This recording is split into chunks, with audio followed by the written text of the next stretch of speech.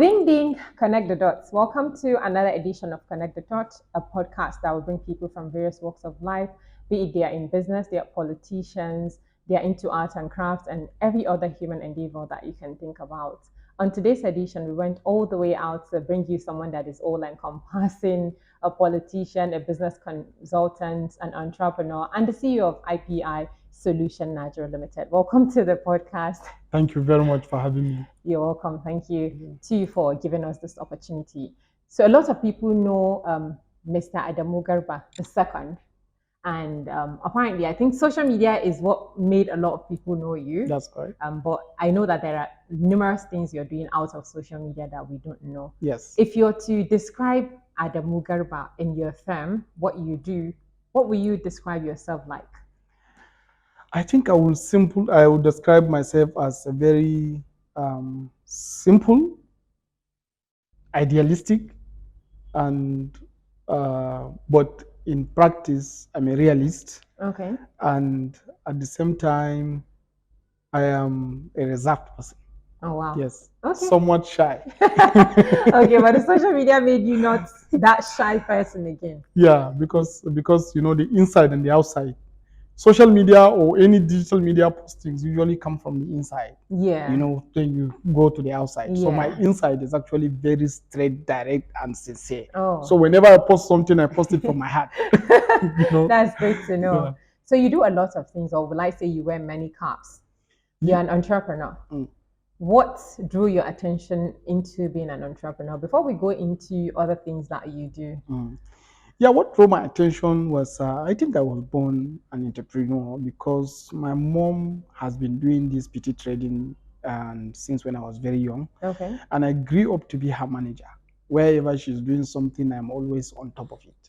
And I passed through this process till I reached the age of 19. Wow. So when I went into the university, learned all the courses, and coming out to the university, joined the workforce, 2 years, I discovered that I don't have a foray in trying to follow instructions in a way that is shaped, that doesn't fit into my reality. Yes, just like systems. Exactly. So it doesn't fit into my reality. Sometimes you'll be asked to just do something that just doesn't make sense and in exchange for a salary. Yeah. So I say, no, I think I have to go and create something that is in my reality and see if it can work. It's going to be Yeah, so that's actually what drives me into entrepreneurship. Yes. You're in that school of thought that salary is what people are being paid to forget about their dreams, right? I think so, 100%. Okay. Entrepreneurship, what exactly do you do? I am a technology entrepreneur. Okay, so we should say technopreneur. Yeah, exactly. Yes, actually. And I started my entrepreneurship core into technology.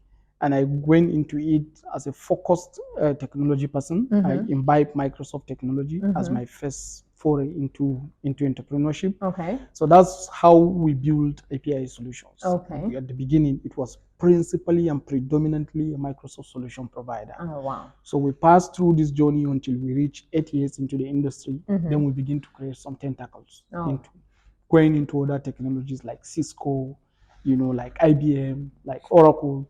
And then we drive, when we reach the age of 11 in the industry, then we began to decouple with foreign technologies and began to invent our own in kind of local technology platforms. Because by then we build so many developers and core competencies that is going to give us this internationally standard created technology that is going to fit into our own operating framework in Africa, particularly in Nigeria. Okay. Yes, so that's what we do. So it's much more like a global platform, but you fit it into Africa. Exactly, into African context. Yeah, like one of our flagship products that we have built now is called Creator 365. And that Creator 365 digitize our entire workflow process in our own unique and specific settings. Like if you come to the civil service system in Nigeria, it's different from the way it is done in other places in the world. So we created a system that fit into that flow.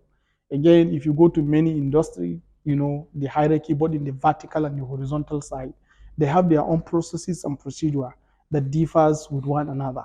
So we find a way to create a system that fit into their own specificities. Wow. So that's actually what we do. That's great. Yeah. So why technopreneur? Because I'm sure that what mommy does is more larger than tech. Yeah. Yes, So just why did you choose technopreneur? It's very practical. Okay. Technology is just 1 and 0. Oh, so whatever you put in, it gives you out. So this reflects my reality. I'm a realist, so I want to play something and I see it work.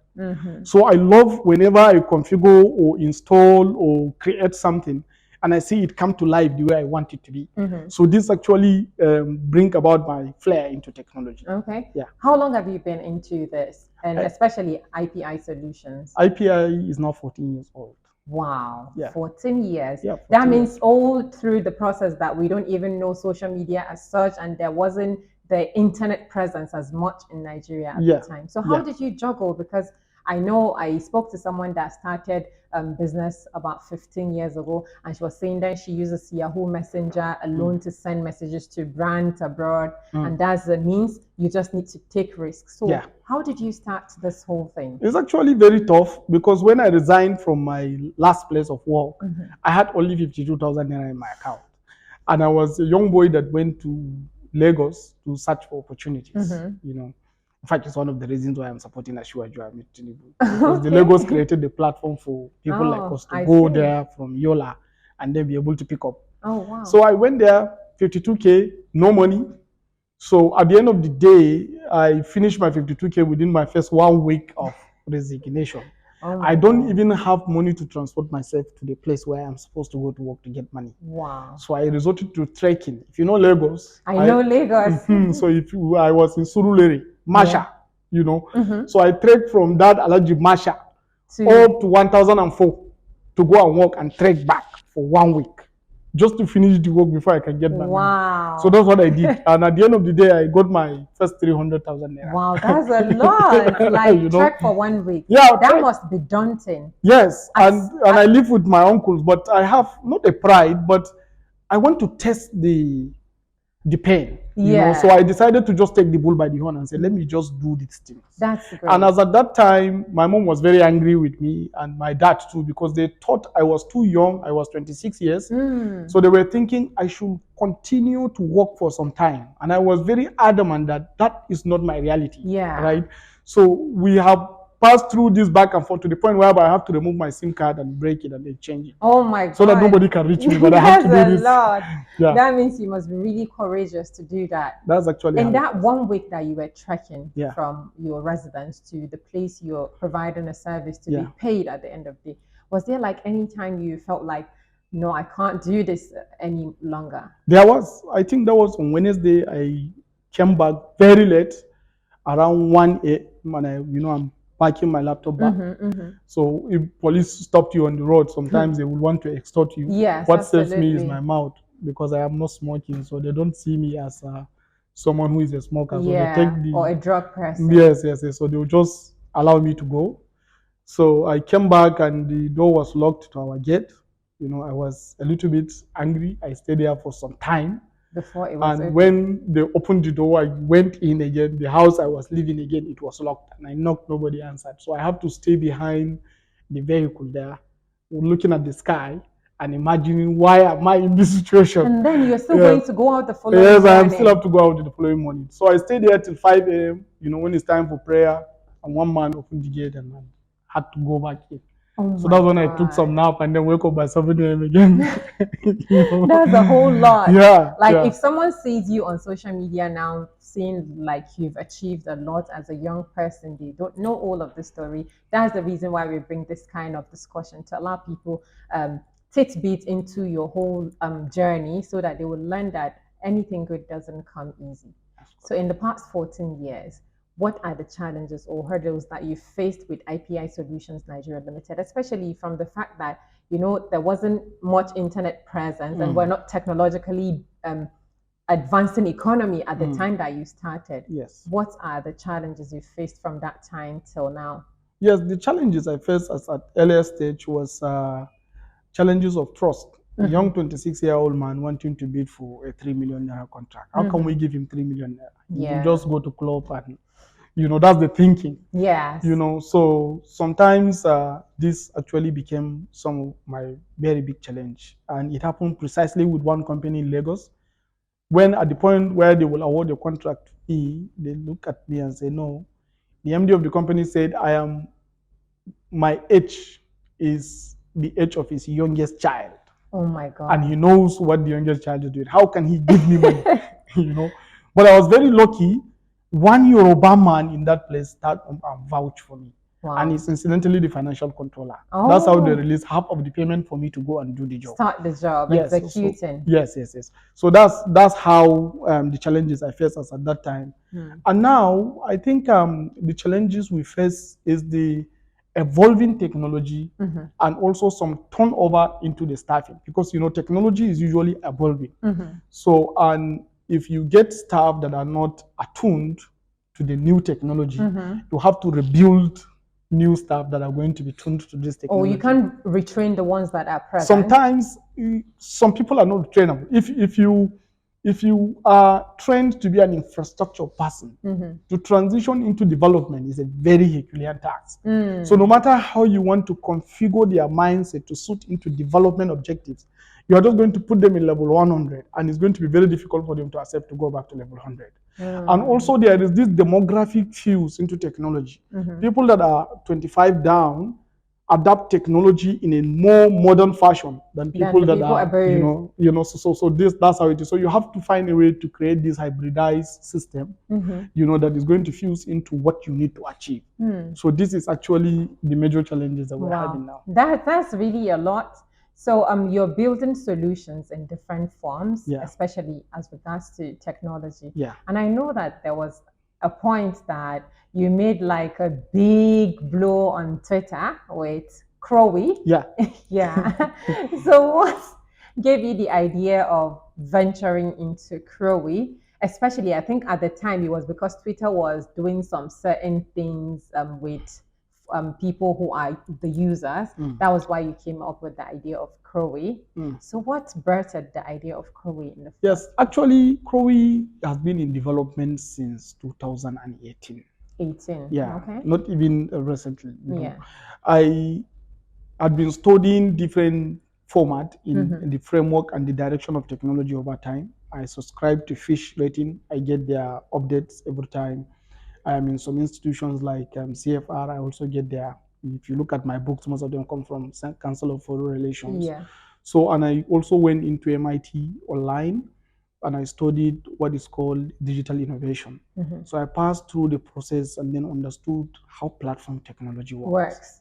So that's how I now come back and start creating a team to build social media application that is going to satisfy both the two sides of the market, the buyer and the seller, the needy and the needier. So my target is to be able to connect them together. So we began to develop, it reached some point, we couldn't get it right, we crashed, we now develop, we couldn't get it right, so that's how we've been doing it in the lab.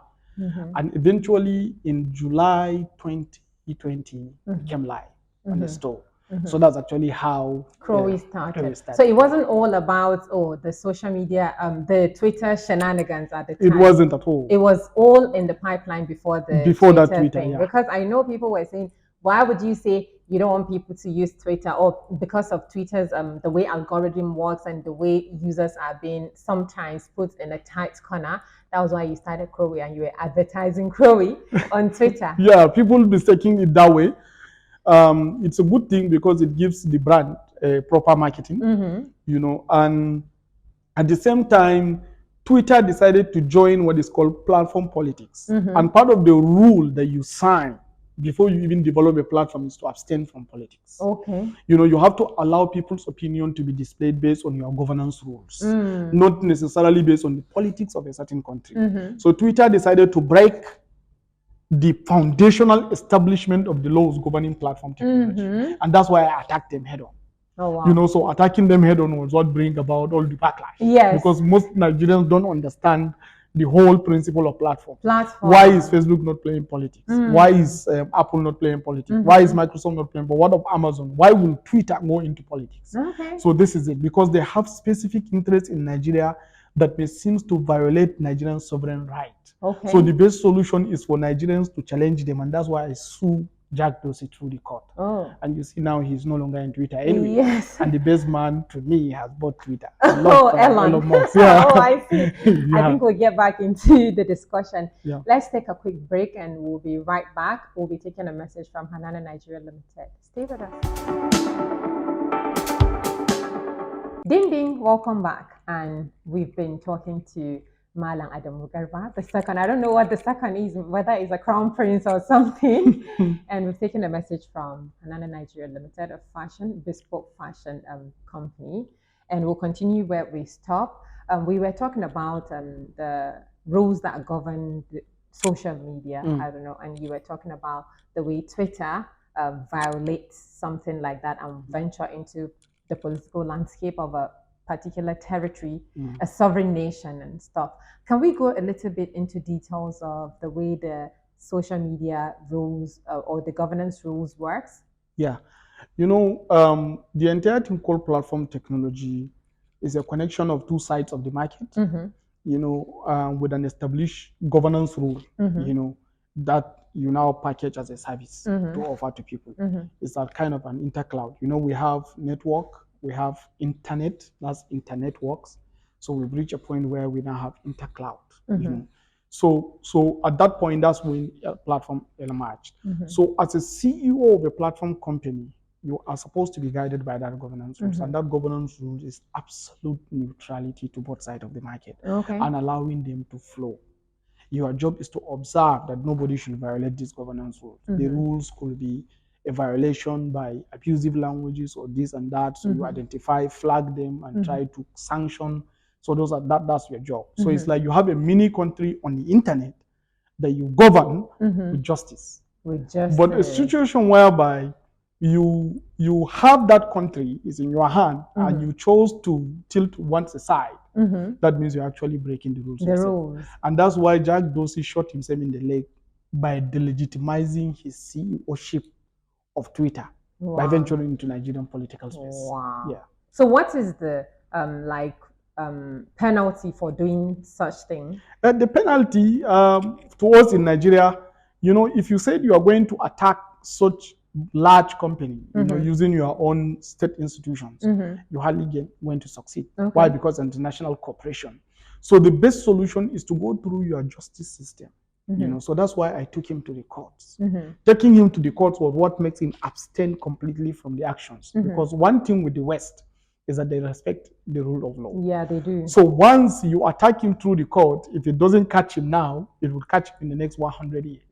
But it will be following him all through. And that's what even is one of the reasons why I learned one of the points that was gathered against him in the board meeting of Twitter that led to his ouster as a CEO of Twitter. So because that's a clear violation of the terms. The terms. Yeah. That's a lot. So let's venture back into the solutions that you're creating. Apart from Crowey, what other platforms or solutions have you created in the past 14 years? Yes, I think I mentioned Creator 365, right? This is one of our flagship enterprise technology platform. And we are running them in large institutions, including some of the major systems in Nigeria and also major oil companies.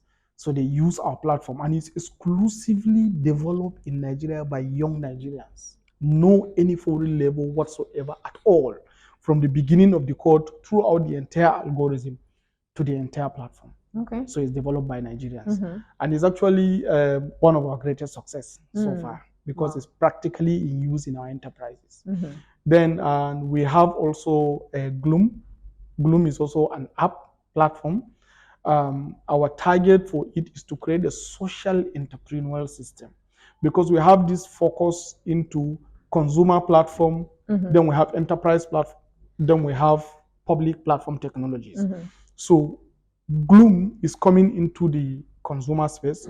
Our target is to make sure that people can be able to buy and sell with one another. So we created a kind of a marketplace, but for professionals, not for goods and services. Not for goods we used to know, like Jumia, but our own is for services. How can lawyers connect with the person needing the law service? How can doctors connect with this? So that's actually how the service is. And we set in the middle a very clear project management model that each person can be able to be monitored and managed and collect his money based on his charges and all this structure. Mm-hmm. It's also live. I think we brought it down for a branding like we did with Crowy. What we are doing is we are transiting them into interest graph, because we also build them according to Western model of social graph. So we are coming back into Eastern model of interest graph, so that we can now favorably stay afloat. I believe even Twitter is trying to go into interest graph now with what Elon Musk is doing, and Facebook too with Meta. They are trying to go into interest graph, because that's actually human-centric technology approach. So that's what we are doing.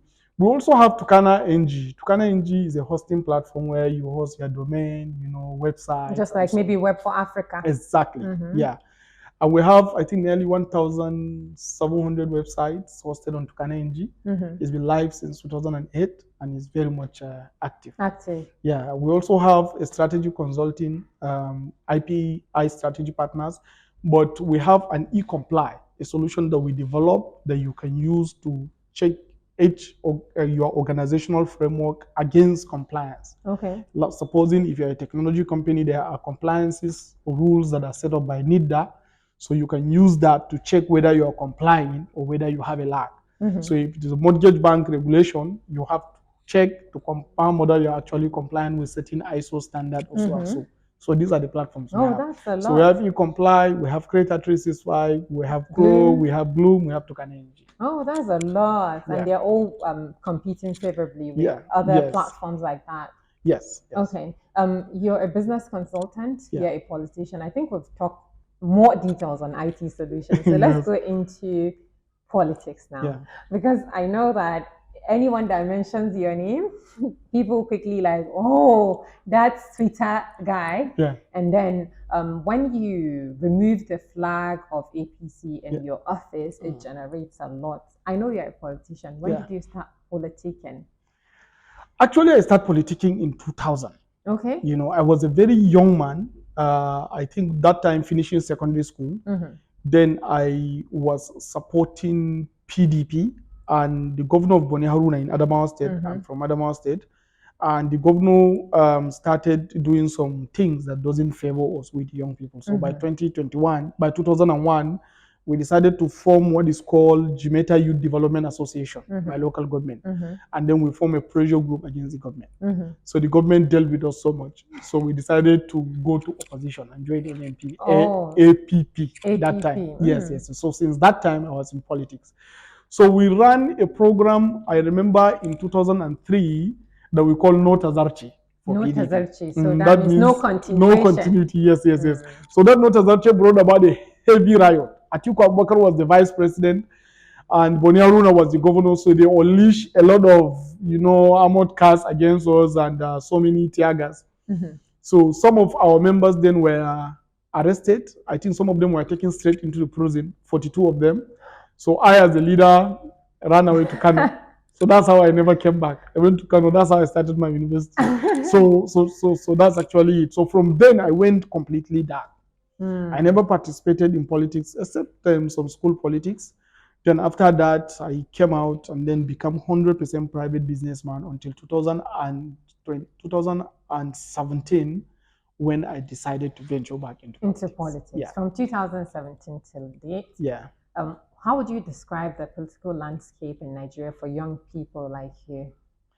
I think it is very, very tough because it's filled with mistrust between the established politicians and the upcoming ones. There is this gap between them. The established politicians do not want anything to happen to status quo. And most of young people coming in, they are coming with revolutionary mindset. We want to break, disrupt. So no elite will allow you to do that, right? So this is it. So even us that come to be pro-established but modernized form. Me, I'm a pro-establishment and I want it modernized because I'm a conservative politician. Even us, we are now at some point at the beginning, we are mistrusted as perceived protest-driven, revolutionary kind of person, So that's how it is. But over time, you endure the pain, you endure the rejection, and you keep pushing with what you really, if you know that your focus is sincere, and then what you are trying to do is the right thing to do, you just keep pushing, and eventually they understand. Okay, from 2017 to today. Well, let me say, I think the thing about you venturing into politics that really make a lot of people, especially people that are out of the north, feels like maybe you are a tool being used by some politicians and stuff like that because of some certain things that you do, especially when you even drop the flag of the APC.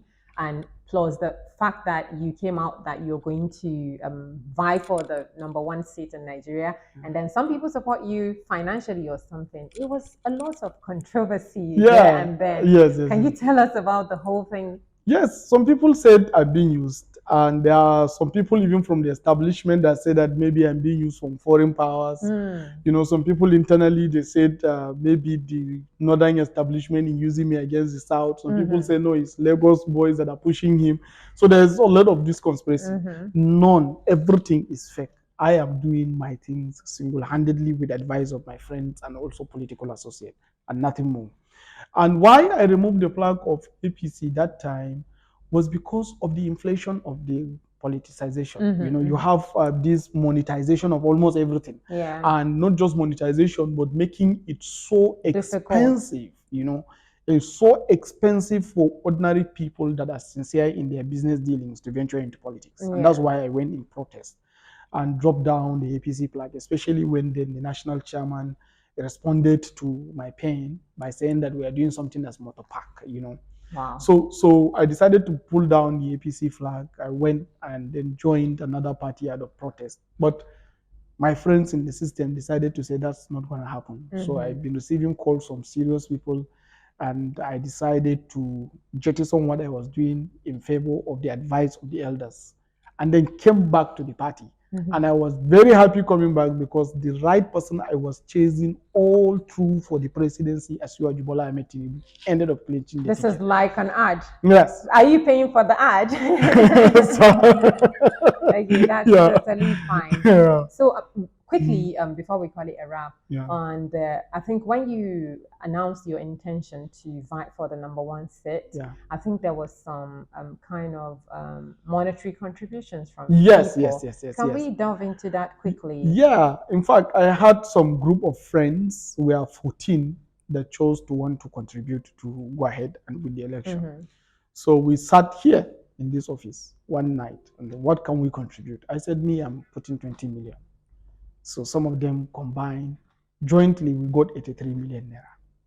So we decided to say, since we have 83 million naira, what are we going to do? Should we go up and find a way to purchase the 100 million naira form, or we should look for another political party and buy the form that is cheaper and then spend the rest of the money campaigning?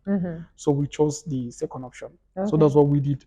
So when we did that, some of the members of the committee agreed that we should go ahead. Some agreed that we should pay them back their money, which we did. So we now published online and requested that some people should make their contributions. I think the total contribution we got online is less than 100,000.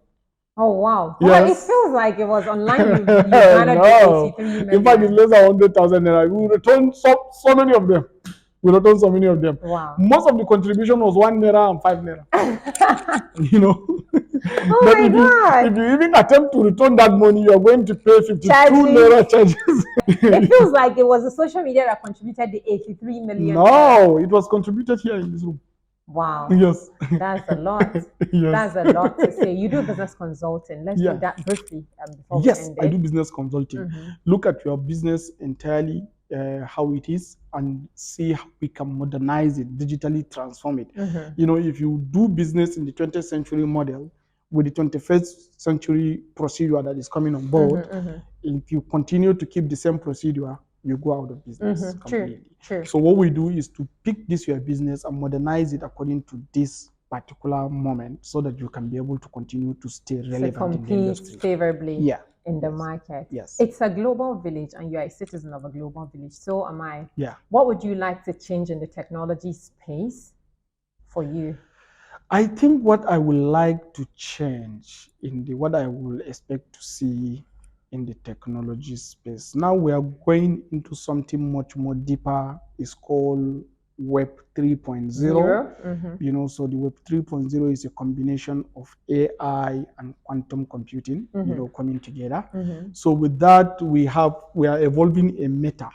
So human beings are going to completely be substituted in many other places with technology. You know, AI. This is coming. So with that kind of direction, I will want human interest to be protected at all costs so that technology cannot come and overshadow humans at all costs. So I am on the human side of the technology. There are some that are 100% on the technology side against the human. So it's like the left versus the right. I belong to the right, so I want humanity to control technology. Thrive, yeah. You know? So the left want technology to control. So this is what we are seeing. But I know that with a lot of things that is happening, we are rediscovering ourselves as a true species of the space.